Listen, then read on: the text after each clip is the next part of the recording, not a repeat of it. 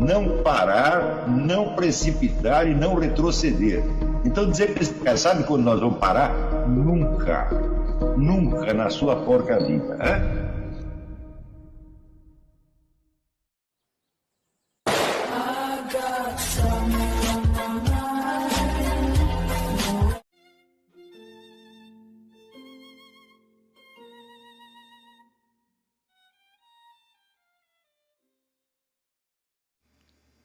E aí pessoal, tranquilo? Então vem aqui antes do vídeo começar, pedir para vocês se inscreverem, quem não for inscrito, compartilhar, curtir, comentar. Quem puder seja membro do canal, que isso ajuda bastante. Tem também o link do Apoia-se. Quem puder ajudar nosso canal e apoiar financeiramente vai ser muito bem-vindo. Mas o mais importante é transmitir o conteúdo e os conhecimentos do professor Olavo de Carvalho para mais e mais brasileiros. Então compartilhe e ajude aí nossa causa. Muito obrigado a todos os membros, apoiadores do canal. Fico muito feliz. Tenho certeza que a gente está no caminho certo. Então fiquem com o vídeo e até mais. Valeu!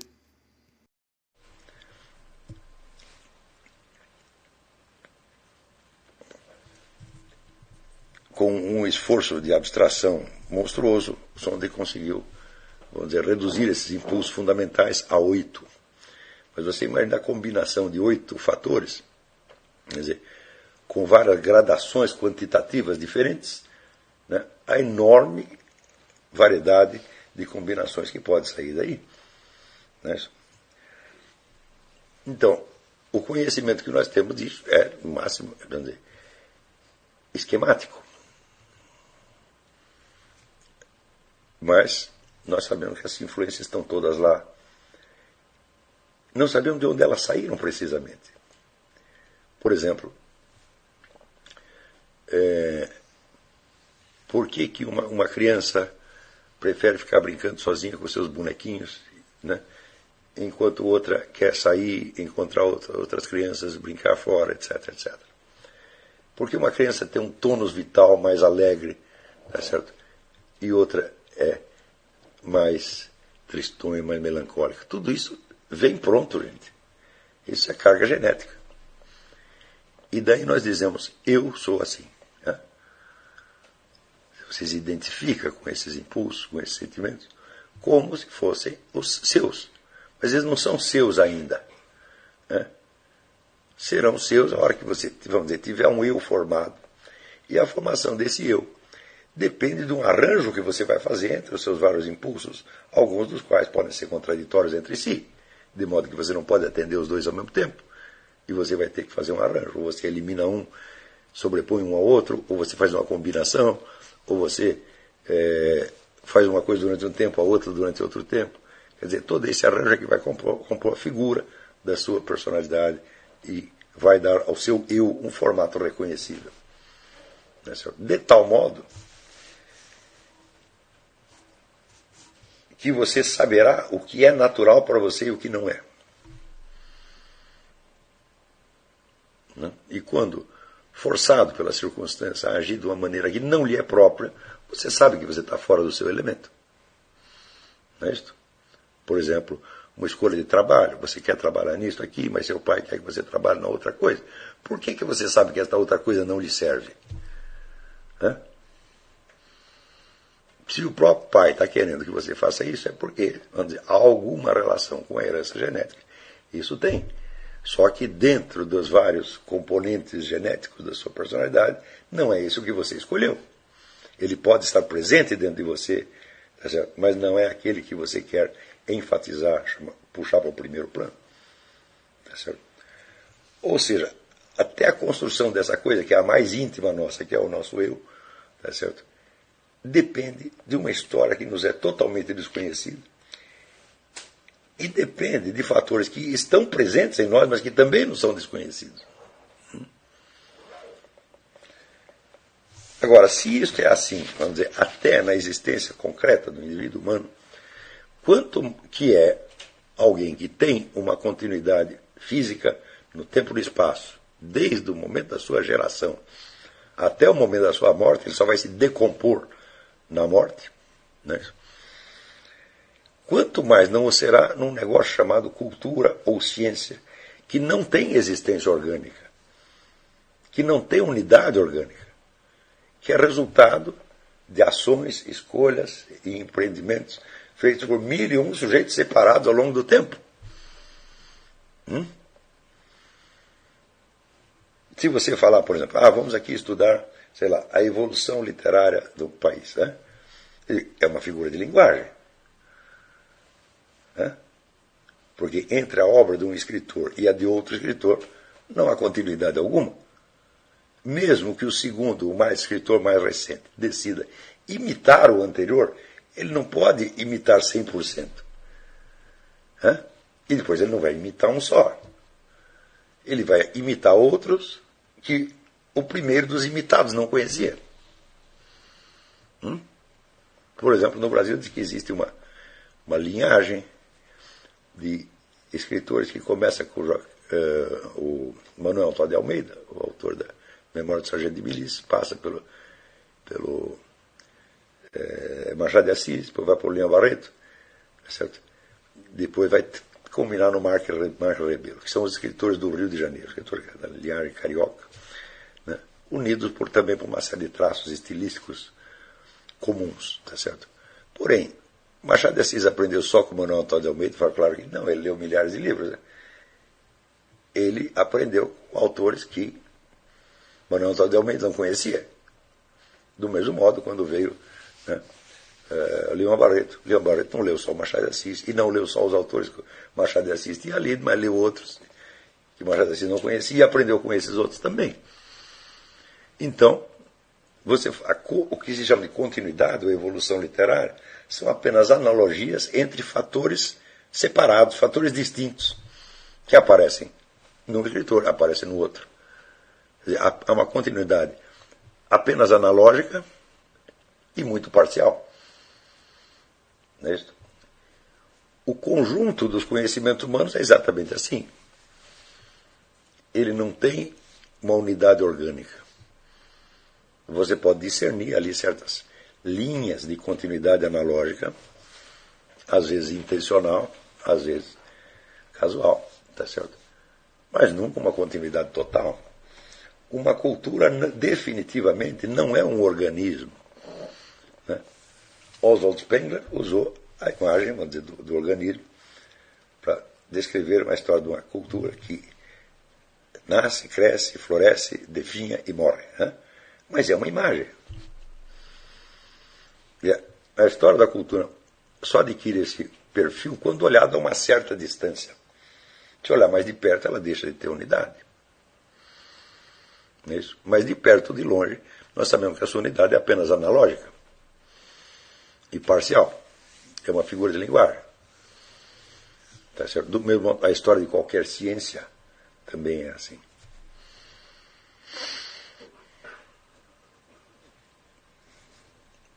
Então, quer dizer, nós estamos num mundo, né, mundo físico objetivo, composto de continuidades desconhecidas, e aquilo que chamamos de conhecimento desse mundo é uma série de descontinuidades quase caóticas. Estão percebendo esse contraste? Do mesmo modo que você tem certeza absoluta da sua continuidade pessoal ao longo do tempo, não é isso? Mas só tem conhecimento de fragmentos da sua própria história. Eu posso dizer que esta situação que eu estou descrevendo é a situação do ser humano na Terra desde o primeiro.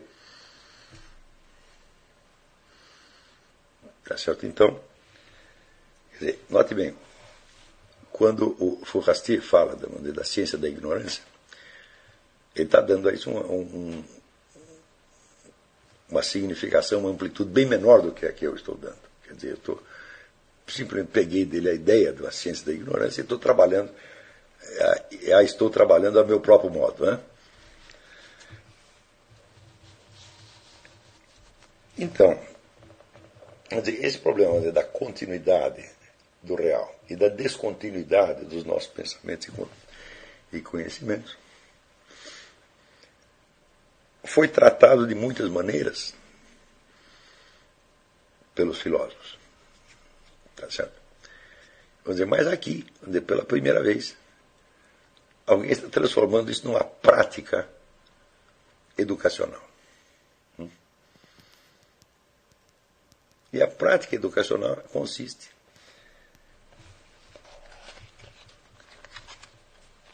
essa prática educacional consiste em qualquer que seja o assunto que você está estudando ou tentando entender, você tentar compor imaginariamente a estrutura, vamos dizer, dos lugares vazios que tem no seu conhecimento do assunto. Primeiro, aquilo que você jamais poderá saber, com o qual você vai ter que contar para poder entender aquilo que você está tentando entender, né? E segundo, aquilo que você pode conhecer, mas que é muito difícil de conhecer.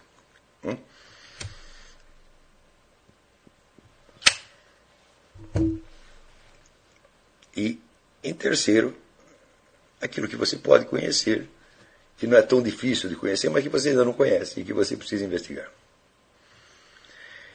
Esse tipo de prática, vamos dizer, dará para você um senso de consistência do seu conhecimento. Porque é em face da ignorância que o conhecimento significa alguma coisa. Quer dizer, o recorte que você está fazendo, ele se desenha de maneira muito mais nítida quando confrontado não com um círculo de desatenção em torno, mas com uma consciência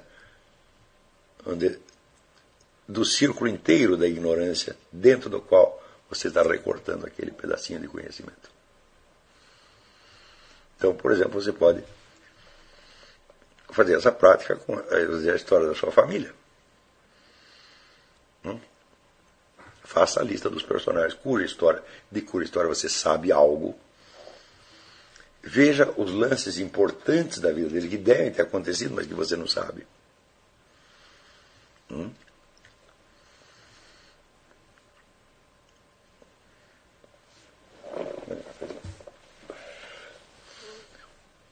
Eu, por exemplo, tenho um parente remoto que morreu num acidente com arma de fogo. Até hoje ninguém sabe, isso faz várias gerações, até hoje ninguém sabe se foi um acidente ou se foi um suicídio. Não dá para saber. Quer dizer, aconteceu o acidente ou ele deixou que acontecesse. Veja que coisa importante na história familiar. Eu não conheço nenhum outro caso de suicídio na minha família, mas ter um... É importante saber se houve ou se não houve. Não dá para saber. Isso não faz tantas gerações assim, faz 3 ou 4.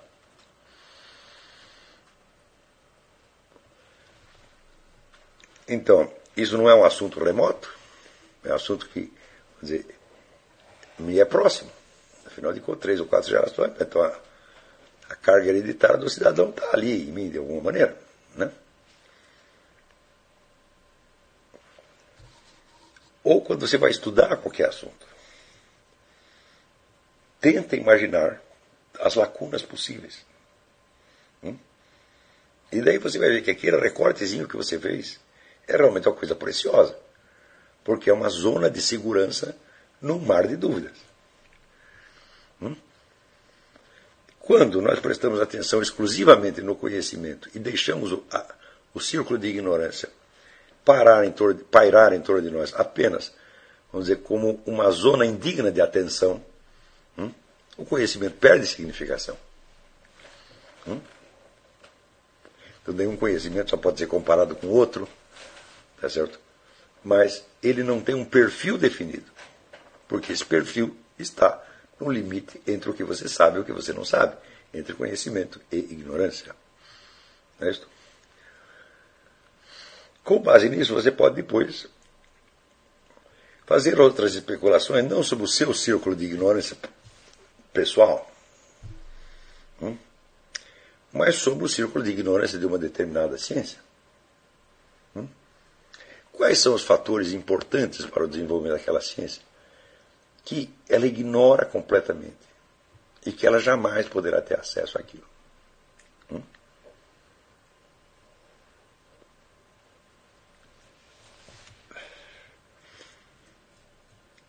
Então, por exemplo, todos nós sabemos que as ciências de uns séculos para cá, elas decidiram investigar somente aqueles fatores que lhe parecem materiais. Mas nenhuma delas sabe nos dizer onde termina a matéria, onde começa a não matéria. Os limites da matéria vêm recuando. Quando foi no fim do século XIX, um químico e historiador chamado Marcelin Berthelot, ele disse, olha, aqui a ciência natural já sabe praticamente tudo. Para o século vindouro, só falta agora a gente calcular algumas decimais para a gente ter, vamos dizer, a exatidão. O sujeito acabou de dizer isso, daí apareceu a teoria da relatividade, apareceu a teoria quântica, apareceu o indeterminismo, melou tudo. E hoje já tem até um negócio chamado teoria do caos. Ou seja, hoje, por exemplo, nós somos capazes de descrever matematicamente fenômenos de uma complexidade imensa, que pareceriam caóticos em outras épocas. Né? E hoje nós sabemos que não são caóticos e nós podemos descrevê-los e até mapeá-los. Tá certo? Mas, ao mesmo tempo,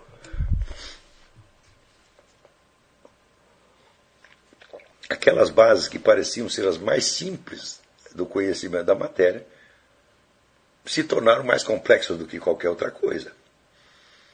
Hoje em dia, meu filho, é mais fácil você prever, por exemplo, né, o que vai acontecer na Bolsa de Valores do que você saber para onde vai uma determinada partícula subatômica, umazinha.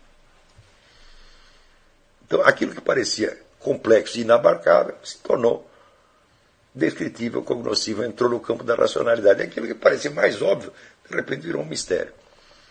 Eu mencionei para vocês as 3 hipóteses que existem na teoria quântica. A hipótese de que todo conhecimento da física será apenas um cálculo de probabilidades e não dá para avançar além disso. A segunda hipótese de que existe um princípio de unidade, uma força causal unificante desconhecida.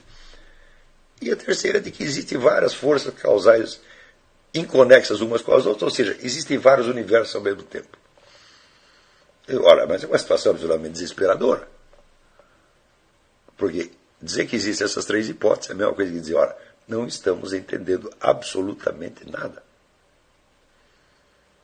Não é isto? Ora,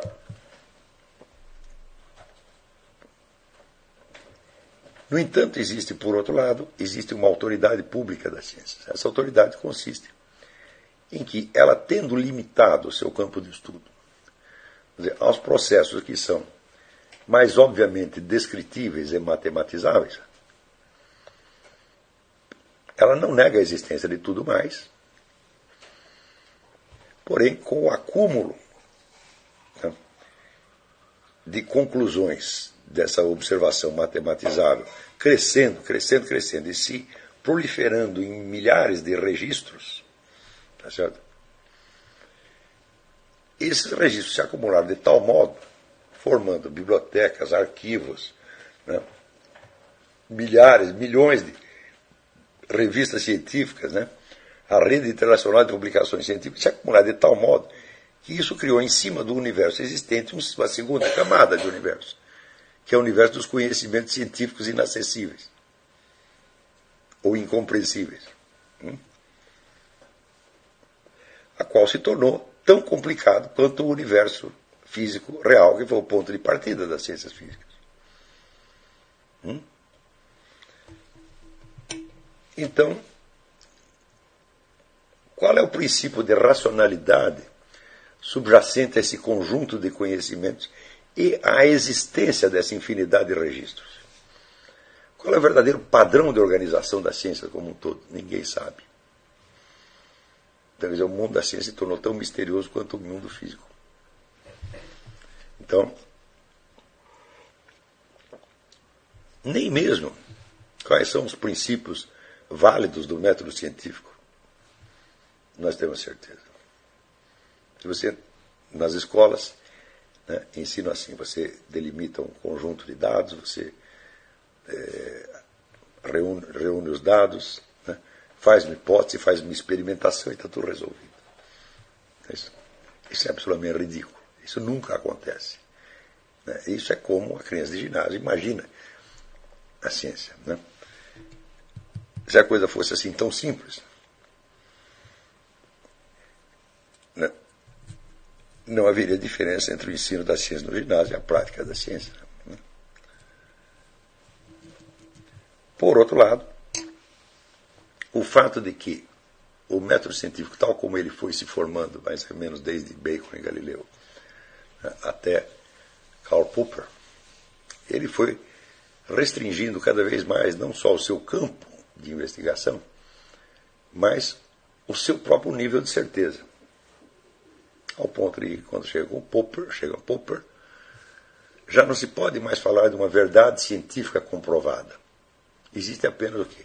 O estado atual das investigações, o qual mudará, né, no instante seguinte. Tá certo? Ora,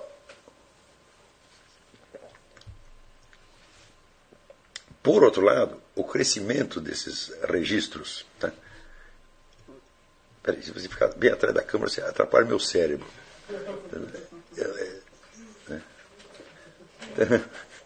Melhorou. A câmera é como se fosse uma pessoa, tem aqui a classe, né? Daí tem os outros que estão aqui em volta. Então, o crescimento do volume de registros científicos, tornando-se uma totalidade inabarcável, até mesmo para os maiores cérebros da humanidade. Tá certo? Ele não só criou um conjunto que é tão complexo quanto o da natureza que ele estudava, mas ele encobriu essa natureza. De modo que hoje, o que nós estudamos não é mais a natureza física que os primeiros cientistas na Grécia ou ainda na Renascença estudavam. É a natureza tal como a ciência a descreve. Então houve aí um recorte. Quer dizer que a experiência direta da natureza, né, aquela natureza na qual vocês acreditam que vivem, né, por exemplo, agora estou vendo aqui a janela, a neve, as árvores, etc. Não é mais essa que você pode estudar. Você só pode estudá-la sob os ângulos que já foram mais ou menos recortados, definidos e sistematizados pela ciência. Então a ciência tem um mundo próprio, que é o mundo que ela investiga, e que não coincide com o mundo onde as pessoas vivem. Então,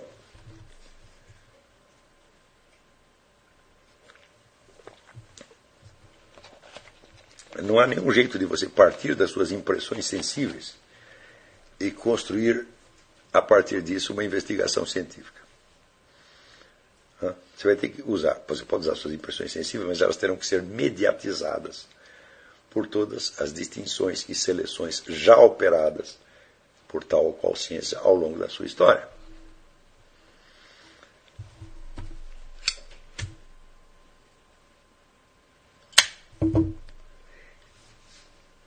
Então, quer dizer, como existe o mundo da experiência e existe o mundo da ciência, claro que os cientistas se ocupam cada vez mais do mundo das ciências. E ao restante não tem importância para a prática científica. Não tendo importância para a prática científica, a ciência não pode negar que aquilo que não faz parte do seu círculo de conhecimento exista. Tá certo? Mas pode não prestar atenção naquilo.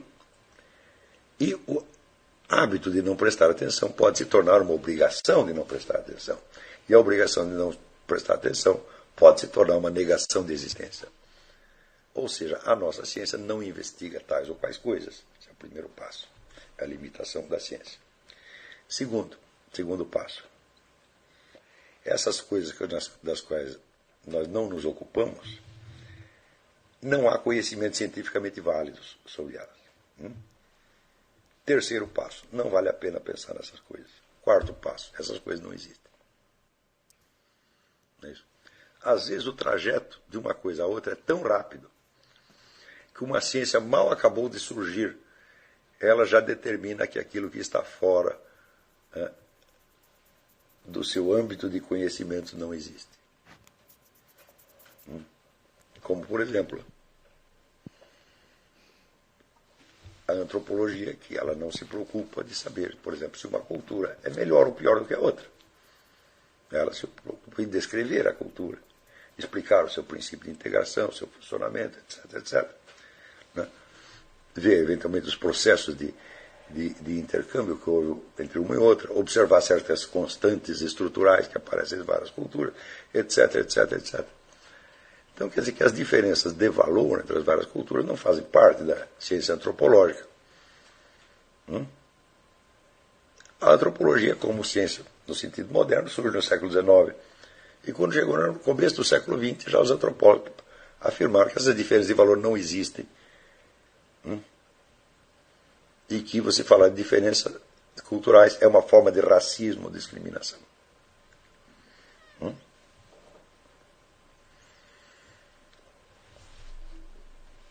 Porém, quando afirmam isso, nos criam algumas situações muito estranhas.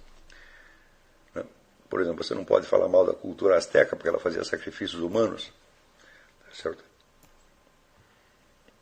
Porque seria uma forma de racismo, tá certo?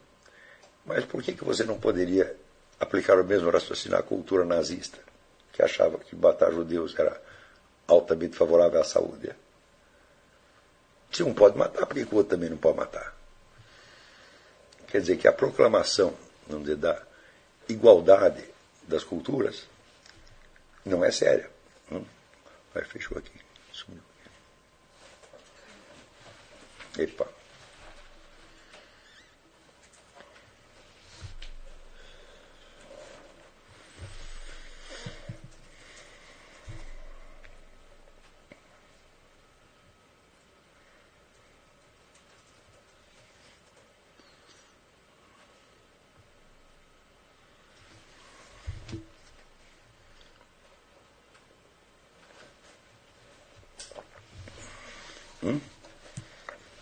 Então, eu não sei até onde eles seguiram. Porque...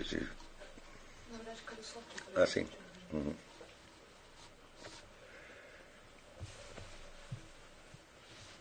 Então, quer dizer que o círculo de ignorância científica, ele é um fator que tem uma presença, no sentido positivo da palavra presença, tá certo? Uma presença cultural enorme. Quer dizer que o conjunto do establishment científico, quando ele exclui do seu campo de investigação determinados elementos que estão presentes na experiência humana, ele deprime nos seres humanos a vontade de conhecer esses elementos. E daqui a pouco, vamos dizer, da desatenção à negação, o passo é muito curto. Tá certo? Ao mesmo tempo que acontece essa restrição, vamos dizer, a autoridade pública das ciências vai crescendo. Por quê? Todos os atos da administração pública e privada, todas as decisões de governantes, de líderes de empresas, de comandantes militares, etc., etc., só podem se basear em uma de duas coisas. Ou em conhecimentos científicos, ou em, aspas, preferências arbitrárias. Naturalmente, a existência de um corpo de conhecimento científico enorme, preservado numa infinidade de registros, constitui para o tomador de decisão uma proteção quase mágica contra a responsabilidade de tomar decisões pessoais. Então, os governantes passam a agir com base no que lhes foi aconselhado pelos seus assessores científicos. E a administração, a política, se torna, vamos dizer, apenas uma efetivação de práticas baseadas em conhecimentos científicos. Então, a ciência tem um fator estruturante no sistema de poder sob o qual nós vivemos. Mas elas têm esse fator estruturante não só como fornecedoras de subsídios, portanto, como fornecedoras de razões e justificações, mas através de um campo determinado, que são as ciências sociais, elas têm uma influência na própria estruturação interna do sistema de poder. Por exemplo, se um governante quer fazer uma campanha, digamos, para erradicar uma doença, por exemplo, e ele sabe que certos hábitos das pessoas podem favorecer a disseminação dessa doença, como por exemplo quando fizeram campanha contra a dengue no Brasil, né? Então dizer, você não deixe água acumular, né, numa bacia, num pneu, tá? Porque é ali que vive o mosquito da dengue. Então,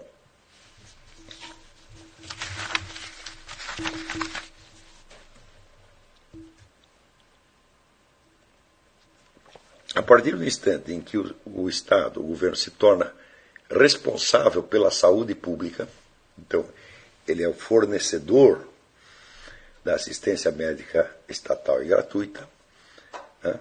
Na mesmíssima medida, ele adquire a autoridade de dizer o que é bom ou o que é mal para a sua saúde. Né?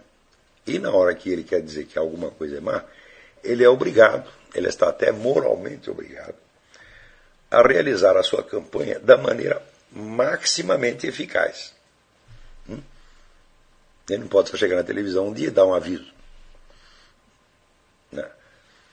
Não só a medida é tomada em vista de conhecimentos científicos que lhe foram fornecidos pelos seus assessores científicos, mas a propaganda também tem que ser feita por meios científicos, em vista da maior eficiência. Então, é preciso que haja estudos de opinião pública, de como se modifica a opinião pública, de como se modela a opinião pública e de como se induz na população a mudança comportamental desejada ou as mudanças comportamentais desejadas. Então, isso quer dizer que o Estado se propõe tratar da sua saúde gratuitamente, mas só se você o obedecer nos seus conselhos médicos, né? Então daí ele passa a determinar o que você pode comer, o que você não pode comer, o que você pode fazer, o que você não pode fazer, quais são os hábitos legítimos e ilegítimos, etc, etc, etc.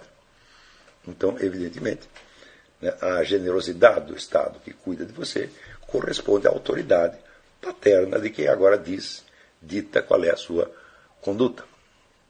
Com isso aí, vamos dizer, a profissão médica tornou-se um dos instrumentos fundamentais de controle social.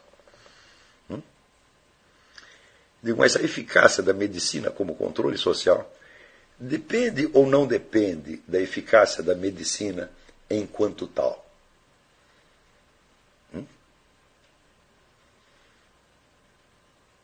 É claro que não depende. Quer dizer que uma medicina muito ruim, muito ineficaz, é um instrumento de controle social tanto quanto uma medicina eficientíssima, porque não é disso que se trata. Não se trata da medicina como arte de tratar de doenças, tá certo? Ou como arte de prover a saúde, tá certo? Mas da medicina como instrumento de controle social. É isso? Então, por exemplo, hoje nós sabemos que a tal da gripe suína, primeiro, não é tão grave quanto se dizia, né? Estatisticamente, o número de casos não é alarmante de maneira alguma, mas isso pode ser usado, né, como pretexto para a vacinação obrigatória. A vacinação obrigatória pode ter outras finalidades que não têm absolutamente nada a ver com gripe suína. Mas acontece que isso aqui também é um problema científico. Foi um cientista que criou essa articulação entre uma coisa e outra. E esse conhecimento é para o público quase tão secreto e inacessível quanto os elementos da própria arte médica que foram usados como pretextos.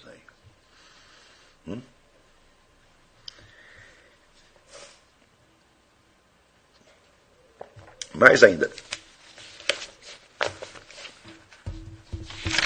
prestígio do método científico experimental pode ser alegado para fundamentar conhecimentos supostamente científicos obtidos em ramos onde a experimentação é absolutamente impossível. Por exemplo, teoria da evolução. Ela não pode ser comprovada experimentalmente de maneira alguma. Só o que nós podemos fazer é usar o método histórico. Você tentar recompor como as coisas se passaram. Porém, o método histórico, na medida em que ele exclui a experimentação, ele exclui também a confrontação de hipóteses.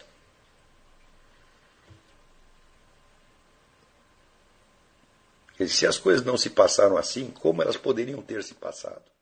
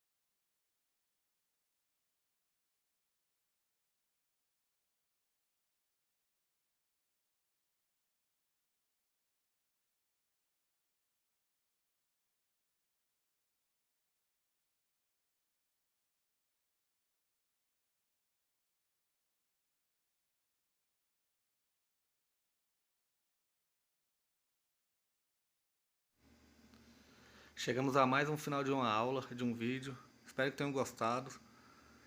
Quem não se inscreveu ainda, se inscreva, compartilhe, comente. Ajude o nosso canal, apoie, seja membro. E ajude o nosso canal a chegar a cada dia a mais brasileiros que precisam muito do conhecimento do professor Olavo de Carvalho. Então é isso aí, fique com Deus, até o próximo. Valeu! Então é isso aí, pessoal. Que é o nosso canal. Que são alguns livros que eu já li. A maioria foi doação, mas alguns eu adquiri, professor Olavo de Carvalho. Alguns livros se perderam aí que eu emprestei, professor Alexandre Costa, a Bíblia Sagrada. 10 lições sobre Karl Marx. Indico a não ler esse livro, que é muito ruim mesmo. Alguns pensadores aqui que realmente, como o professor Olavo de Carvalho disse, não são pensadores. Valeu, tamo junto aí. Apoie nosso canal, seja membro.